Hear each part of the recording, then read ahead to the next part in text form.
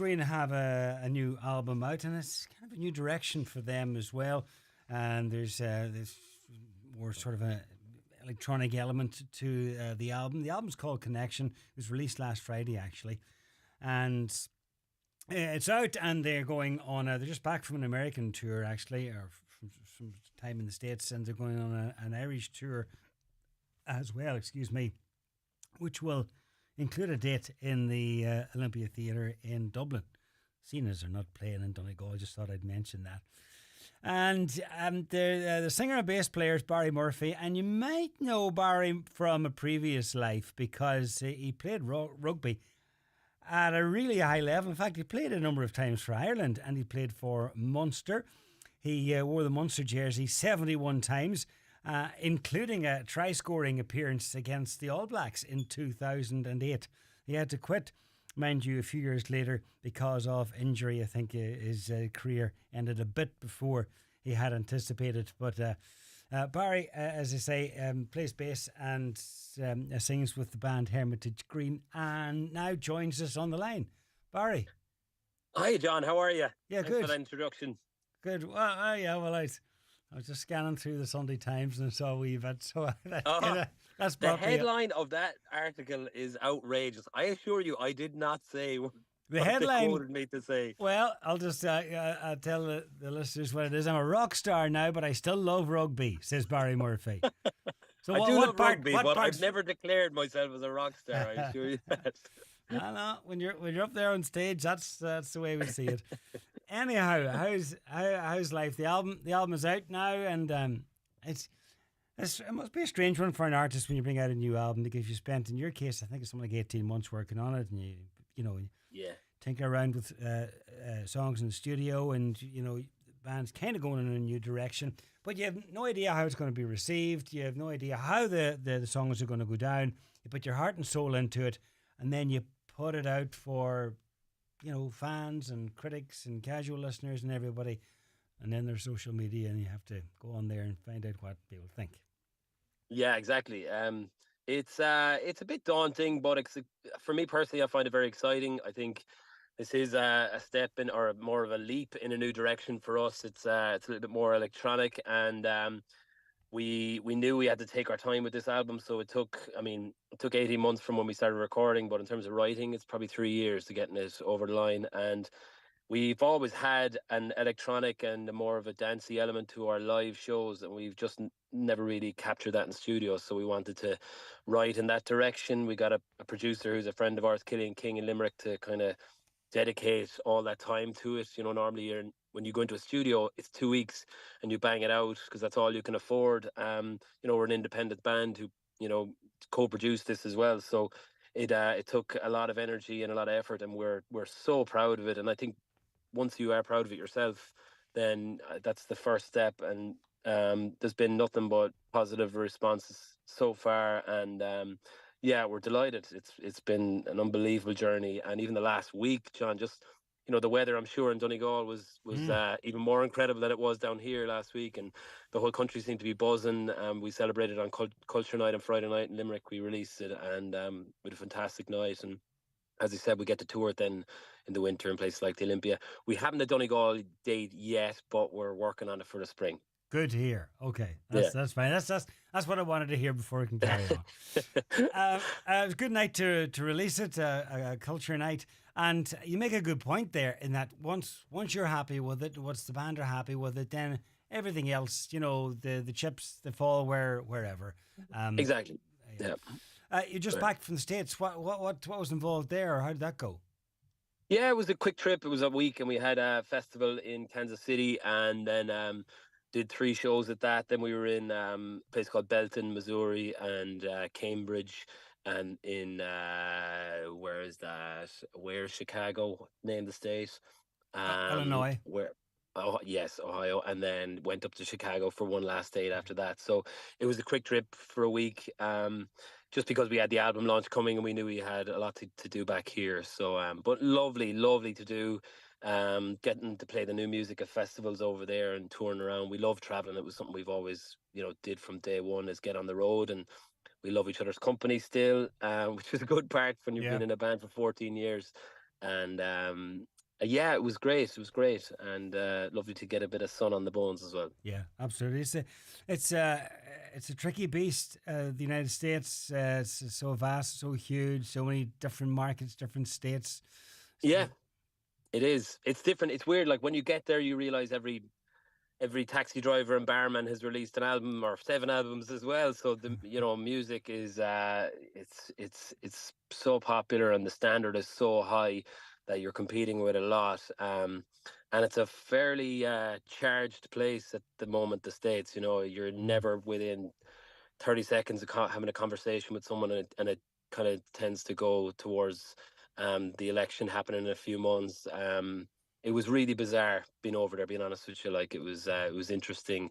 You, polar opposites on both sides, and you seem like sometimes you're talking to the same person and they could have completely different political views and stuff. So it was a very interesting time to be over there. yeah, absolutely. It is strange because you talk to people and they're generous and welcoming and accommodating, and then it turns to politics, and you realize that they're a million miles away from your own mindset. Yeah, yeah, it really is eye opening, and it's hard. Everyone thinks that they're right, and it's hard to know who's right or who's wrong in this current climate, like what's the truth and where the lies or whatever. And then everyone seems to be sticking their head in the sand with what's going on over in the Middle East and in Palestine in particular. And that again is eye opening. Trying to talk to people on the ground over there about that, and they're like, we don't really care. We're look after ourselves over here, and if for the most part, if Israel are their allies, then they kind of side with them, which is so jarring, and no talking to them about the horrors that we're seeing every day. So yeah, really eye-opening place to be right now. So anyhow, you came back to a spell of good weather here, On a lighter and note. relieved to be back, no doubt. But exciting times with a new album out and touring with it, and change times, I suppose, from the days when you were playing rugby and that was your only focus. Was music always in the background? Yeah, yeah. I always played music as a teenager, but as a kid, and then as a teenager, it was started with piano, then guitar, and I suppose sport was always, as any young person, it's either the arts or sport or whatever you're into, and that was my two. And it wasn't football, or it was rugby, and I got very fortunate being born in Limerick that rugby was it's everywhere here, and I got an opportunity to play for Munster for a few years, and went into a team that was just off the charts in terms of quality and standards and talent. And I learned an incredible amount, learned fast, and had some unbelievable experiences in the red jersey. Got to wear the Green of Ireland a few times as well, which was brilliant. And I never expected to be a rugby player. It was kind of something that came out of nowhere, or a professional rugby player, I should say. And when it was taken from me at 27, I got an injury and I couldn't play anymore. It was I had already started playing with the boys in the band, just in the corner of pubs. And as when you get injured, you have a lot of time in your hands, and it was playing guitar and playing a few different instruments just to keep me occupied. Declan Kidney used to always put us under pressure to either study outside of sport or try and find another avenue, because it can come and go so quickly. So Mm, mm. thankfully I picked up, and I was young enough and daft enough to try something as daft as going into life on the road as a musician. And so I'm grateful for the rugby years, but I love that music can something you can do for the rest of your life, for sure. Absolutely, absolutely. Just don't get injured. Don't Yeah. Just try to Yeah, stay injury the free. bass you can generally play with just one finger, or Oh, okay, all one right. finger each, so it should be all right. Uh, for many young fellas growing up, it's almost living the dream because you go off and you play rugby professionally, and then you leave that, you end up on stage singing and playing bass in rock band. Uh, does it feel like you're living the dream? Um, I suppose I get reminded a lot. My pals tell me it when they're going to work and stuff, that that it's um that I'm in a nice position, and it's not without its challenges. It's Yeah. the music industry is a very volatile place, and it's up and down, and you go through something like COVID, and we didn't know whether we'd come out the other side of that, when our all our money is made in our earnings are made in gigging. So Yeah. That's challenging as well when you've got a young family and trying to keep that balance right, which I do.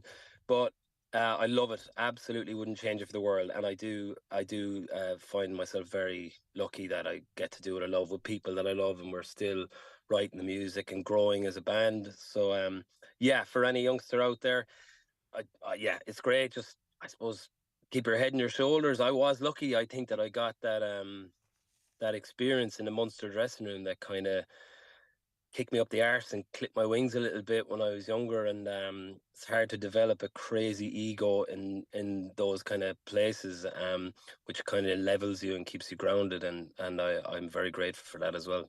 Yeah. Hard to stay grounded though when you're on stage down at Electric Picnic, as you were earlier this year. Yeah, yeah. How'd that go? Look, it was brilliant. We were up against Kylie Minogue, so we But were a that's bit no bad nervous thing, about. maybe. Yeah, we were up. Yeah, you know what? A lot of people from half of Limerick was there anyway, Ah. so they were supporting us. But no, it was we were blown away by that. We asked them for an 11 o'clock slot because, or a midnight slot because of the new direction we've gone in with the music, and thanks to MCD they put us on. But it was next to Kylie on the Sunday night. But we had a full tent and it was rocking. It was absolutely amazing. And yeah, just again, our live shows are where we're at our home. It's where the audience kind of get involved, and it's a bit of a give and take between the two. So yeah, it's my favorite part. The same adrenaline you get walking into Thomond Park or walking out in a big pitch is walking onto a pit onto a stage and getting that feeling when the crowd are there. Obviously, there's no one trying to take your head off on a stage in Electric Picnic. Well, that's debatable. But yeah, I can imagine the buzz would be similar. It's it is. get out It there and really is. perform. Yeah. So yeah, I live for that. Those moments when you get to walk out on stage at a big audience like that. And you have it all going because you've got a family and the band, and you also have a podcast.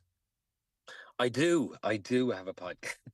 As my brother always likes to remind me that the podcasts are like this generation's lower back tattoos, that everyone has one and we'll all regret them in years to come. Yeah, well, it's still as good to have. And yours is a rugby one, is that right?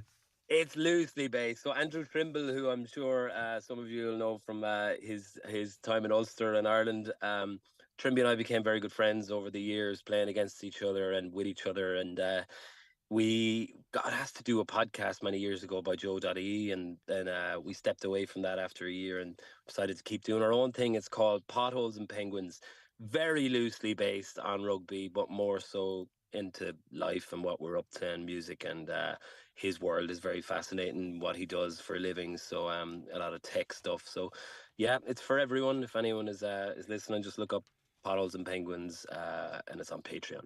Okay, brilliant.